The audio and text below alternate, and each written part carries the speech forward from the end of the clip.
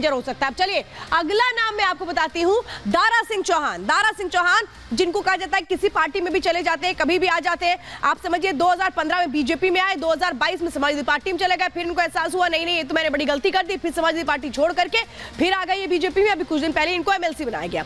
इनके जरिए किस तरीके से बीजेपी 80 वाला फॉर्मूला सेट कर रही है, क्योंकि लोनिया समाज पर इनकी एक बहुत अच्छी पकड़ मानी जाती है। इनका प्रभाव किस किस सीट पर है? घोसी, मऊ लोकसभा सीटें हैं जिन पर ये अच्छा प्रभाव रखते हैं। इनका एक अच्छा होल्ड माना जाता है और ये है वो इनकी स्ट्रैटेजी जो आगे बढ़ रही है। लेकिन तमाम समीकरण, सोशल इंजीनियरिंग का जो फॉर्मूला योगी 2.0 कैबिनेट में देखने को मिल रहा है, उसके जरिए किस तरह से मिशन 80 को पूरा किया जाएगा, उससे जुड़ी रिपोर्ट देखिए।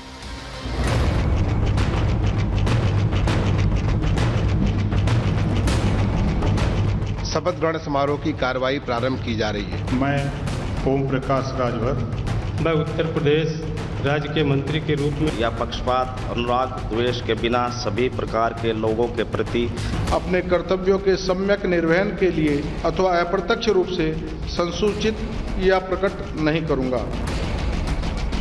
लोकसभा चुनाव से पहले आज योगी कैबिनेट का विस्तार किया गया, जहां बीजेपी के 2 विधायक दारा सिंह चौहान और अनिल शर्मा ने मंत्री पद की शपथ ली।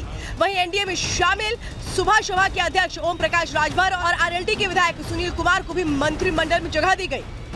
6 महीना पहले जब इन लोगों गठबंधन बना, तभी मैंने कह दिया कि ये गठबंधन मोदी जी को प्रधानमंत्री बनाने के लिए बना है। मैं पार्टी लीडरशिप का और मुख्यमंत्री जी का धन्यवाद करूंगा। पहली प्राथमिकता क्या रही सामने चुनाव? सरकार की नीतियों को लागू करना। 80 सीट का लक्ष्य सर जो है 80 के 80 जीतेंगे। जो जिम्मेदारी मिले उसको ईमानदारी निष्ठा से निभाओ। अगर किसी काम को आप ईमानदारी निष्ठा से निभाओगे तो 80/80 भी आएंगे और 400 भी आएंगे। बीजेपी ने उत्तर प्रदेश में क्लीन स्वीप का संकल्प लिया है और इसी संकल्प की सिद्धि के लिए कैबिनेट में नए चेहरों को शामिल करना बेहद जरूरी था। जिन 4 चेहरों को आज मंत्री पद की शपथ दिलाई गई, उनके जरिए बीजेपी ने पूर्वांचल और पश्चिमी यूपी में अपनी पकड़ को और मजबूत कर लिया।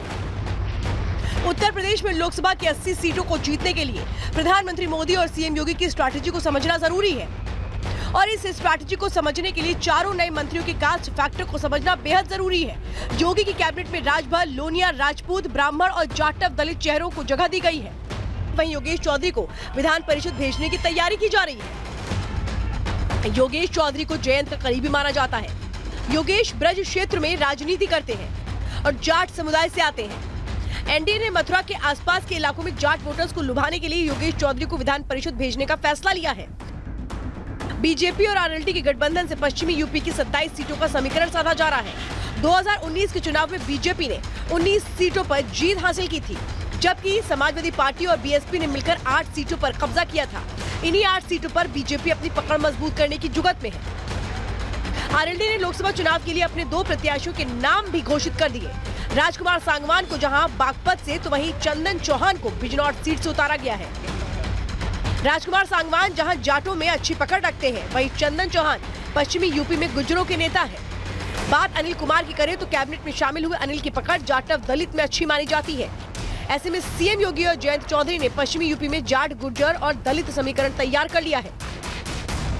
राजनीतिक पंडितों की माने तो जयंत चौधरी ने इसी फॉर्मूले से खतौली उपचुनाव जीतने में कामयाबी हासिल की थी। पश्चिमी यूपी की सियासत जाट, गुर्जर, मुस्लिम और दलित फैक्टर के इर्द गिर्द घूमती है। ऐसे में मुस्लिम फैक्टर्स को छोड़ दे तो बीजेपी ने 3 फैक्टर्स साध लिए हैं। वहीं पूर्वांचल में ओबीसी नेताओं के जरिए 80 सीटों के टारगेट को लॉक कर लिया गया है। Bureau report, Republic Bharat. और चलिए अब बात करते हैं आज की दूसरी खबर की।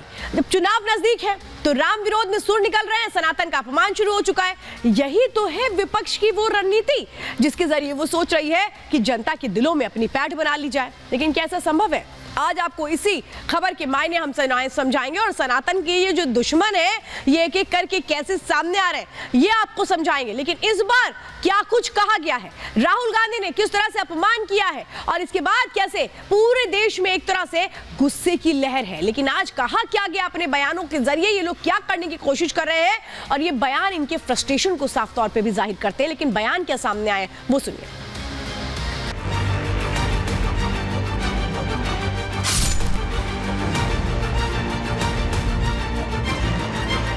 मोदी जी चाहते हैं कि आप दिन भर मोबाइल पे रहो, जय श्री राम बोलो और भूखे मर जाओ। देखिए, मैंने राहुल गांधी के बारे में हमेशा कई बार कहा है कि वो नॉन सीरियस पॉलिटिशियन है।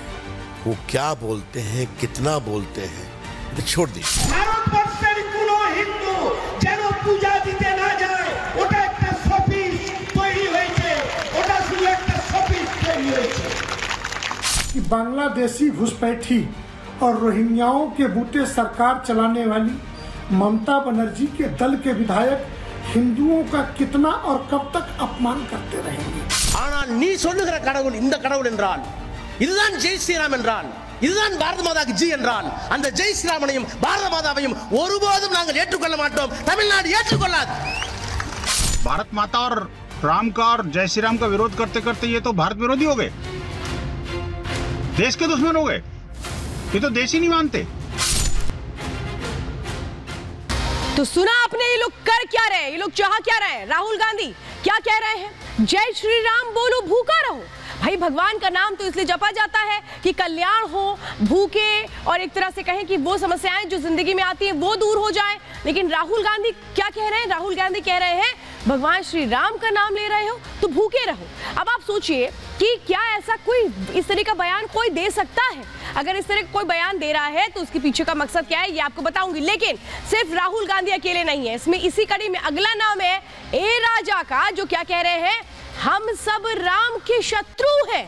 मतलब भगवान से तो हर कोई मित्रता करना चाहता है, लेकिन ये वो लोग हैं जिनकी बोली में शत्रु शब्द आता है भगवान के लिए। ये आप अंदाजा लगाइए। मैं आपको बताती हूँ, जितने भी लोग हैं जब संकट में होते होंगे तो मन में भगवान का ही नाम लेते होंगे, लेकिन यहाँ पर भगवान को ये दुश्मन करार दे रहे हैं। राम पर विश्वास नहीं है। भाई राम पर विश्वास नहीं है तो किस पर विश्वास करेंगे, ये भी जरा बता दें ये लोग। अब देखिए, समझिए, इसी में अगला जो नाम जुड़ रहा है वो नाम है जो एक तरह से आपको बताएं कि रामेंदु सिन्हा राय है। ये क्या कह रहे हैं, राम मंदिर अपवित्र और दिखावटी है। सोचिए इनके दिमाग में क्या है, ये क्या ऐसे सोचते हैं। आप सोचिए, कोई मंदिर को अपवित्र कैसे कह सकता है, दिखावटी कह सकता है मंदिर को जिसके साथ इतनी आस्था जुड़ी होती है। भगवान से हर कोई ये कहता है कि भगवान हमारी बेड़ा पार करो, हमारी मुसीबतों को दूर कर दो।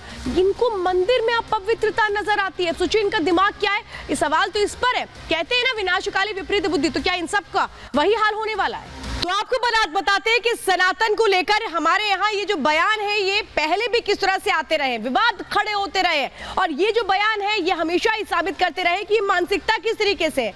आपको याद है इसमें जितेंद्र आव्हाड का नाम था, वो क्या कह रहे थे, भगवान राम को मांसाहारी बता दिया गया था उनकी तरफ से। इसके बाद कांग्रेस के उदित राज जो ये कहते हुए सुनाई दिए थे कि 500 साल बाद हो रही है एक तरह से मनुवाद की वापसी, उनको ये लग रहा था। डीएमके भी इसमें पीछे नहीं थी। डीएमके की ओर से भी सनातन की तुलना कैसे डेंगू और मलेरिया से कर दी गई थी। ये आपको याद है कि कैसे जो चैलेंज है, इससे पहले उन्होंने जो बयान दिया था वो मैं आपको बता रही हूँ। इसी कदम में कांग्रेस के कई ऐसे नेता हैं जो शामिल हैं, जो किस तरह से सनातन का अपमान करते रहे हैं। अब आप समझिए, आरजेडी भी इसमें पीछे नहीं रही है। आरजेडी ने राम मंदिर नफरत की जमीन पर बना हुआ है ये कह दिया था जिस वक्त प्राण प्रतिष्ठा होने जा रही थी। और इसीलिए सवाल है कि आखिर इनको इतनी समस्या क्यों है। क्या भगवान का नाम लेना इस देश में अपराध हो गया है? क्या मंदिर में जाके पूजा करना इसमें अपराध हो गया है? स्वयं प्रसाद मौर्य, इनका तो नाम आपको पता ही है, स्वयं प्रसाद मौर्य, जो कहते रहे कि कार सेवकों पर गोली चलाना सही था, वो सही से ठहराते रहे। तो मंदिर को लेकर के, रामचरितमानस को लेकर के कई तरह के बयान देते रहे स्वयं प्रसाद मौर्य। अब अगला नाम समझिए, आरजेडी किस तरह से सियासत करती रही। मंदिर का रास्ता गुलामी का रास्ता है, वो गुलामी का रास्ता बताते रहे। ये अलग अलग वो चेहरे हैं जो खुद को जनप्रतिनिधि कहते हैं, लेकिन जनता की भावनाओं से क्या इनको सरोकार है, सवाल ये उठता है।